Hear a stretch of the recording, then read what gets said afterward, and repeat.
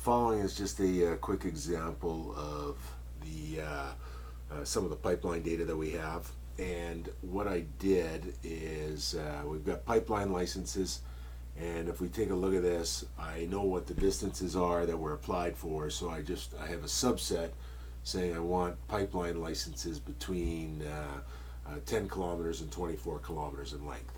So when we look at monitoring those, those would be, obviously I believe pipelines that potentially have a leak capability associated with them. I look at approval date, and I take in essentially from the beginning of 2016 till today, or late in February, essentially. And then when we look at this, this is very important, and I'll send you the abbreviations of what these actual codes are. But these are the codes that we have, and the things that we look for is like oil emulsion, or we've got natural gas pipelines, oil pipelines, those types of things. So each one of these has the submit code is telling you what type of pipelines they are, and so that's something that we want to be able to take a look at. And then we take a look at accounts, and we take a look at the kind of location associated with it.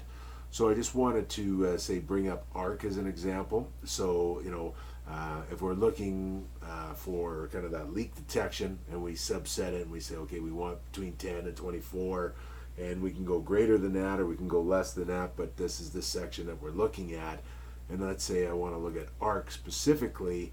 What I see here is oil emulsion, so it's not just oil, but it's other things involved with it, emulsions and oil, and then natural gas. And so let's assume that the oil emulsion is the one that I'm most concerned from a leak detection perspective. So I can select that, and then I start to see some location information associated with that. One thing that we can take a look at is when I come over and I take a look at, sorry about this, I just have to find it. So what I did is I said, okay, well, let's take a look at these particular, the infrastructure that might be related to it. So this is the pipeline that has the oil emulsion associated with it. So here is the pipeline. It's 13 kilometers long, and it happens to be in the Brownsville County on that side of it. And then what we take a look at it, these are all the facilities that are around that particular area. So again, when we get further away from this, and what this is that is a gas plant. So the one thing that we see in all of, not all of those, but 99% of those, if I zoom in here, we're going to have a gas plant associated with anybody that is running longer pipelines. So we want to be able to get back to this particular gas plant. Unfortunately, it has been a while since I've taken the readings on this particular gas plant on how many compressors they have and what the throughput is, but that is the gas plant associated with this particular area.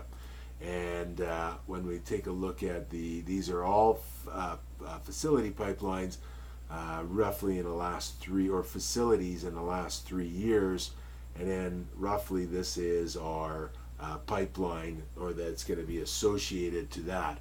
So when we look at trying to figure out if I lay down the wells, or if I went in and I looked at ARC and I said how many pipelines do they have less than than 5 kilometers, they're going to have lots of those.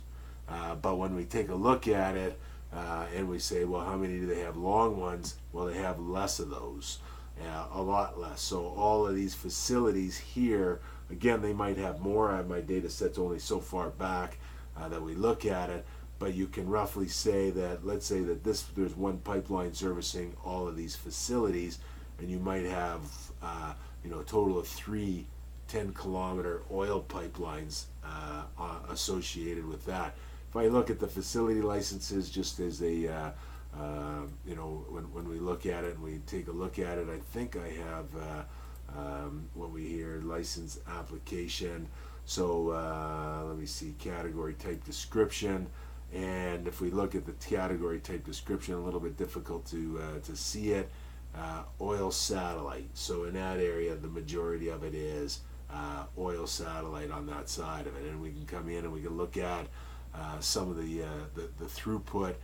Here's one with a compressor associated with it, so we can nail down on that side of it. So anyway, long story on this particular video, but the net of it is, when you take a look at the ratios, how many people have pipelines that actually need to be monitored, it's actually a relatively small number on it. And then when we look at, depending on what size the company is, the bigger the company, the higher the probability that we have on that side of it. And then when we look down this, not just oil emulsions, but say all of the pipeline types that we have, we can narrow it down by what is the submit code, and then we can look at what the distance is associated with that, and then come up with our, extrapolate what we think the market opportunity would be for each one of these carriers. So if you want some more details, we can discuss that appropriately.